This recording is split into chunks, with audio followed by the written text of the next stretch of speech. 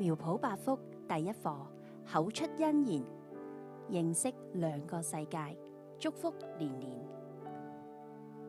第7天，以賽亞書50章4節，主耶和華賜我受教者的舌頭，我知道怎樣用言語扶助疲乏的人。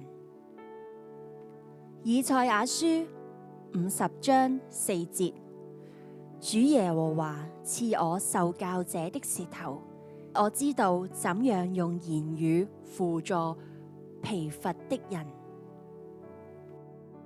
親愛的主耶穌，求你使我得着謙卑受教的心，我的口能說出良言，使聽到的人心中甘甜，使心靈憂傷的得安慰。奉主耶穌基督的名宣告，我每天說話都有智慧，口出恩言，一切負面說話都離開我，心中滿有平安喜樂。阿們。